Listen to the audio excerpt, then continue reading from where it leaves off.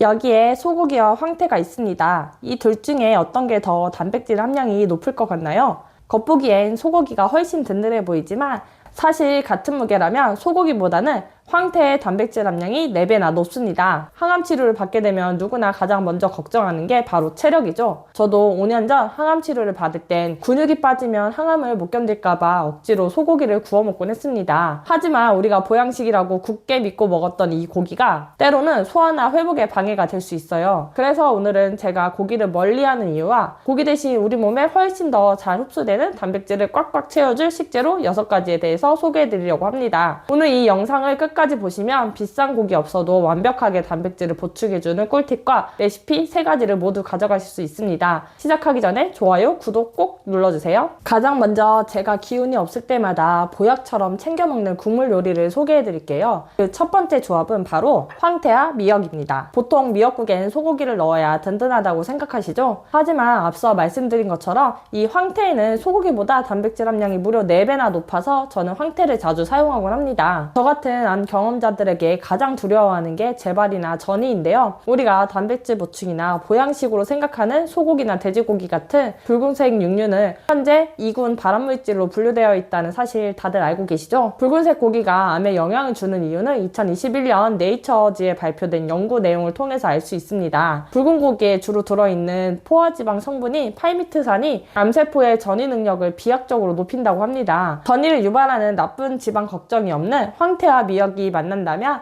깨끗한 단백질로만 채울 수 있는 최고의 조합이 됩니다. 이제 황태 미역국을 끓여볼 건데요. 이전 영상에서도 소개해드린 3+1 법칙을 활용해볼 건데요. 먼저 스텐 냄비에 3분 정도 충분히 예열을 한 후에 올리브유를 두르고 불을 끈 상태에서 1분만 기다려주세요. 이때 벽면까지 기름을 코팅해주면 미역이 바닥에 눌러붙지 않고 깔끔하게 볶아집니다. 다시 불을 켜고 미역을 볶을 때 꼭 기억하셔야 할 게 있습니다. 절대 연기가 날 정도로 과열하지 마세요. 기름이 타면서 산화되면 우리 몸에 치명적인 발암물질인 벤조피렌이 생길 수 있거든요. 중불에서 정성껏 볶아주기만 해도 미역 자체에서 뽀얀 국물이 충분히 우러나옵니다. 사실 이 냄새를 맡으면 저는 늘 엄마가 생각나요. 어릴 적 몸살이라도 나면 엄마는 이 국에 밥을 푹 끓여 미역죽을 만들어 주셨거든요. 신기하게도 항암 부작용으로 구토 증상이 심해 며칠씩 밥을 못 먹을 때 가장 먼저 떠오르는 것도 바로 이 미역국 맛이었어요. 그땐 그저 죽이라고만 생각했는데 지금 공부해보니 황태의 아미노산과 미역의 미네랄이 제 몸에 완벽한 보양식이었던 거죠. 마른 미역의 단백질 함량도 100g당 18g으로 소고기에 육박할 만큼 높습니다. 특히 미역 속에 있는 필수 아미노산이 황태와 만나면 서로의 빈틈을 메워주는 찰떡궁합이 됩니다. 암 환자분들이 근육을 지키기에 이보다 완벽한 조합은 없다고 생각해요. 물이 끓기 시작하면 준비한 황태를 한 줌 넣어주세요. 황태는 구워 먹는 것보다 이렇게 국이나 찜으로 드셔야 항암 중 산화 스트레스를 줄이는데 가장 효과적입니다. 저는 국물 요리를 할 때 이 다시마 맛간장을 사용합니다. 제가 직접 성분을 꼼꼼히 따져본 제품인데요. 조합이 가장 괜찮더라고요. 마지막으로 저온 압착 참기름 한 바퀴를 둘러주면 소고기 미역국보다 훨씬 더 진하고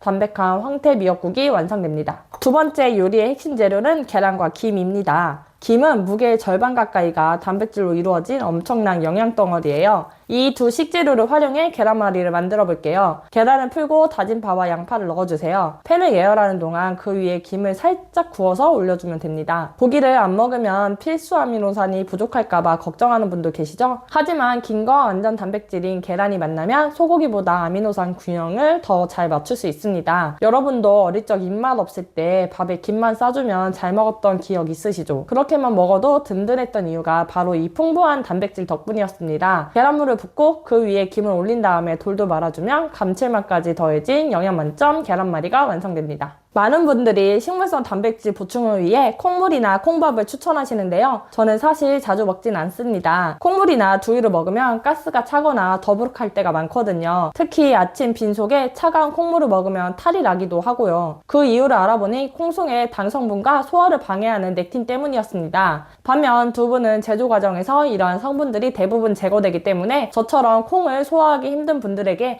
아주 훌륭한 단백질원이 됩니다. 그래서 마지막으로 추천하는 조합 조합은 바로 두부와 들깨입니다. 조리법은 아주 간단해요. 먼저 물 2컵에 다시마와 황태를 넣어서 육수를 팔팔 끓여줍니다. 그동안 들어갈 재료를 손질할게요. 양파와 버섯을 먼저 썰고 식이섬유 보충을 위해 알배기 배추 2장도 잘라 넣을 겁니다. 대파도 송송 썰어두고요. 두부도 반무 정도 깍둑 썰기 해주면 한 입에 먹기 편해서 좋습니다. 육수가 끓기 시작하면 대파를 제외한 모든 재료를 넣어주세요. 금방 익는 재료들이라 다시 끓어오를 때 다시마 맛간장으로 간을 해줍니다. 마지막으로 대파를 넣고 들깨가루를 듬뿍 넣어주면 고소한 들깨 두부탕이 완성됩니다. 들깨의 단백질 함량도 소고기와 비슷한 수준인데요. 들깨 단백질에는 항암 중 근육 손실을 막아주는 필수 아미노산이 골고루 들어있습니다. 무엇보다 암 전이 억제에 도움을 주는 오메가3 지방산이 식물성 기름 중 가장 풍부해서 제가 꼭 추천하는 재료예요. 10분이면 완성되는 이 한 그릇 아침 식사로 딱입니다. 여기에 들기름이나 참기름을 한 숟가락 정도 더 넣어주면 더 고소하게 즐길 수 있습니다. 오늘 이렇게 고기를 대신할 수 있는 건강한 단백질 메뉴들을 소개해드렸는데요. 마지막으로 꼭 기억해야 할 핵심 포인트 2가지를 정리해드릴게요. 첫째, 장내 미생물의 관점에서 봐야 합니다. 과도한 동물성 지방의 식단은 장내 유익균을 죽이고 염증을 유발하는 유해균을 증식시킵니다. 물론 고기를 절대 먹지 말라는 뜻은 아닙니다. 기름기가 없는 살코기 위주로 삶거나 쪄서 소량으로 즐겁게 드시는 건 괜찮습니다. 다만 단백질의 주 공급원을 늘 고기로만 선택하기보다는 장이 좋아하는 식물성 단백질이나 해산물을 더 적극적으로 활용해보세요. 둘째는 적정량 나눠두세요. 하루 단백질 권장량은 자기 몸무게 1kg당 1g이면 충분합니다. 한꺼번에 소고기를 몰아 먹으면 다 흡수하지도 못하고 오히려 장내에서 부패해 독소를 만들기 쉬워요. 당기름새가 고약해지는 것도 그 증거 중 하나죠. 따라서 하루 3끼에 골고루 나눠 드시는 것을 추천합니다. 오늘 보여드린 식단처럼 속도 편안하고 영양가가 풍부한 식탁을 구성해 보시는 건 어떨까요? 황태, 미역, 계란, 김, 두부, 들깨 이 6가지 착한 단백질의 꿀 조합을 잘 활용하셔서 여러분의 소중한 일상이 더 건강해지시길 진심으로 응원합니다. 오늘도 시청해주셔서 감사합니다.